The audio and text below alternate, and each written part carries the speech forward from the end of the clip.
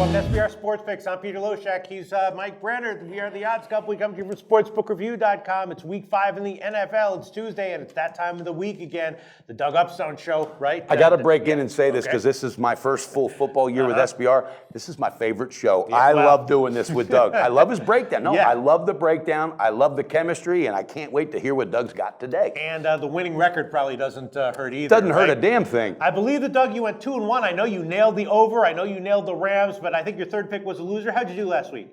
Yeah, that is exactly correct. Cleveland, the Browns were right there to do it, but 3 consecutive turnovers took care of that business, and a really lame effort to try and score at the end of the game. But hey, you know what? 10-2, I'll take it. Damn right. Wow, that's what I'm talking about. There was some reports at the end of the week last week, though. The sharp action came in on the Redskins at -7, which kind of surprised me. The Sharps have been on the Redskins all 4 weeks of the regular season. Doug Upstone, what do you think? What's your take on that news? I mean, the Sharps are on the Redskins, supposedly. Yeah, that's puzzling to me. And I'll tell you, one of the main reasons that's puzzling to me is that their offense is good, but if you watch this team, they are the worst tackling team each and every week, the first 4 weeks of the season. So to me, that's really problematic for them going forward unless they clean that up.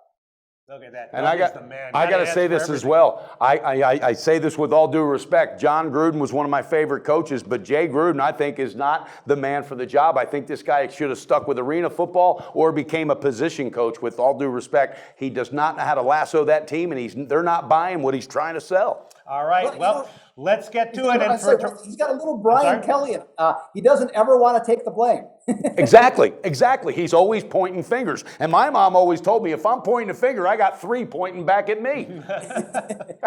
All right, well, let's get to Doug's picks. This is a very popular show, and just to all the people who, to the viewers who are watching, don't expect all of Doug's picks to win. No, but they need to hear 10-2. 10-2, guys. Right. That speaks volumes. Expect maybe 60% going forward, something like that. Don't go all in on all these picks. All right, Doug Upstone, what is your first false favorite or top dog for NFL Week 5? Well, my first one's going to be a real eye roller for you and for all the viewers. I got a top dog on the Detroit Lions.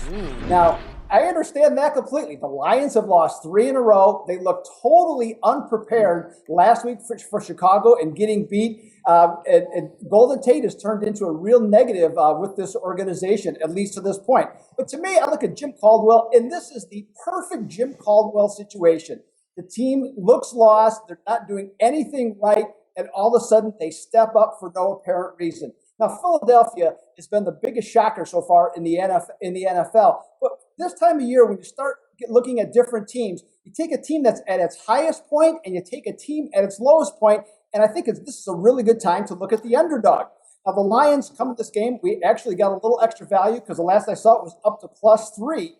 And when teams like Philadelphia that are scoring 27 or more points a game and gave up 14 or less in their last 2 contests, in their next outing, they're only 7-31 against the spread.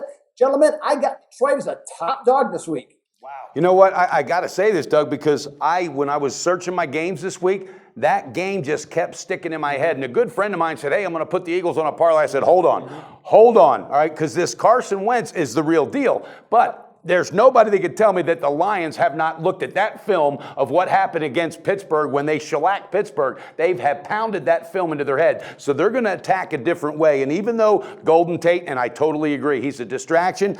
Jim Caldwell, nice guy. This is his kind of game, but he's not the man for the job. He won't make it through the full year. But here's the thing. I think this game, Stafford finally steps up and says, I'm not going to make that critical mistake at that moment. I think you might be looking at an outright win with Detroit as well. And I promise you that was on my mind yesterday. Interesting. And one other thing to think about before we get to the second pick is that the Eagles are off a bye, of course. Yes. And most people assume and they're flying high. They're on cloud 9. Sometimes when a team is playing really well and then goes into the bye, that's not a good thing. Not a good thing. Right. I love it. God. So, Doug Upstone, you may have another winner right there. What is your second false favorite or top dog for NFL Week 5? We're going to go to a false favorite, Peter and Mike, and we're going to look at the Los Angeles Rams. Now, to me, one of the most overrated coaches in the NFL is Rex Ryan of Buffalo. Okay, throughout his career, though, when his teams get on a roll and they, quote, start to feel it, they tend to play well. Now, they just got done beating Arizona. They took care of New England in New England without Tom Brady. But, that adds a lot of confidence to this team. And I like the general direction of their offense, and their defensive schemes are starting to kick in with all the blitzing. Now, Los Angeles comes into this game with no running game. They're 30th in the forward pass, and they have been outstatted in all 4 games. Do you really think this team can win 4 in a row? I don't think so. In this situation, teams like Los Angeles that are off a win in which they were an underdog by 6 or more points against a division foe are 6-25 in their next contest. I got the Bills outright. There you go. You know what? And this is, I love how this all comes together because I also dug into the Rex Ryan brothers and all that, the Ryan brothers. All right, when his teams do win and go on a roll, they capitalize on that. And here's a guy that knew 2 weeks ago, all right, the smoke was steaming off of that chair. All right, he stepped up and his brother stepped up masterfully against the New England Patriots, regardless of who's quarterback, bottom line, and then goes and handles it against Arizona. All right, here is a team, I think this is one that the Rams are floating also. Case Keenum thinks he's the man. Fisher thinks, God, I saved my job. I think he's an overrated coach as well. I like the guy, but as a coach, no way. Gurley, here's the reason. 2 yards is what he's averaging per carry. You are absolutely not going to pull that off. This game literally has Bills written all over it because of the momentum they just gained and the fact the Rams might rest on their laurels. And guys, let's not forget week 1 on the road. 28-0, they got shellacked by the 49ers. All right, then they win, 3 at home or whatever. Right. All right, guess what? They're going on the road. They think they're invincible. I love it. Doug, I love that play. That's right. We had this one circled. Mike Brenner has already given this one officially a +3. And I also mentioned that if you're looking for a teaser side this week, the Bills on a teaser might be a great pick because, it's a low total. I think that I would lean towards the under anyway. So Mike Brenner and I coming together, are in agreement with you. Doug Upstone, what is your third false favorite or top dog for NFL Week 5? Coming back with a top dog, and I got the Chargers to be right to cover in Oakland. Now, Mike McCoy was justifiably upset last week after his team blew yet another game, leaving them 2-13 straight up in games decided by 8 or less points the last 2 years. But it wasn't his fault, that this team lost. They had a 13-point lead, 2 turnovers, porous defense. They lose the game again. But yet, they still have talent. And one of the things that you have to consider with them going to Oakland is this. The Raiders have gone out of the last 13 seasons, they've had 1 winning season at home. And if you consider the fact that as home favorites since 2005, they're 6-22 against the spread. And the final caveat for Mike and Pete, the underdog in this series the last 7 years is 13-1 against the spread. I think the Bolts are a top dog and an action play this week. Hey, Doug, it's the first year I've done this with you, and I've watched you. I've watched your videos. I love what you bring to the table. And you know what's beautiful? When we can go head-to-head in a friendly way, I have got to go the other way on this, and I'm just going to do my say in this, okay? Really? Yes, here's the deal. Yeah, was it Mike McCoy's fault last week? Hell yeah, it was his fault. This guy was extended his contract after a shitty year. He's lost 15 out of the last 20 games. And guess what? Just yesterday, the general manager said, I think we made a mistake.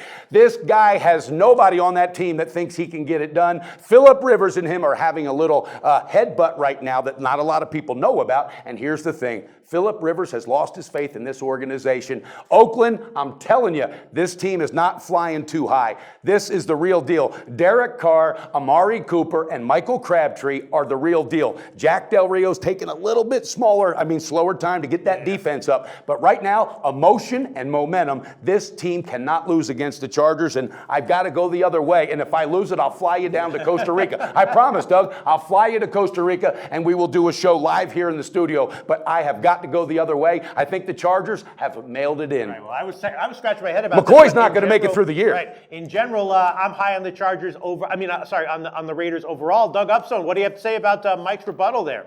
You know what? Everybody, like everything, Mike has some very good points. And I'm not saying that that San Diego's going to win the game. They're getting 4 points. I'm talking about with the spread. If they cover that, I'm flying you down, and you're not allowed to say no. I promise you. All right, hey, you know what? You've rendered Doug Upstone speechless, Mike. Over 3,000 people that are going to view this, so I like my chances here.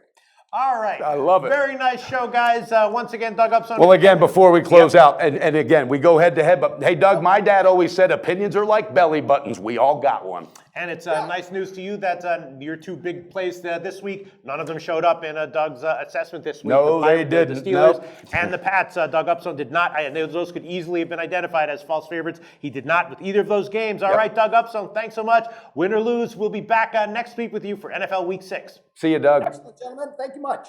Do your research before you bet. Check out our ratings guide to see which books have the best ratings and sign-up bonuses. Open up several accounts and shop for lines at sbrodds.com. Always be ahead of the game.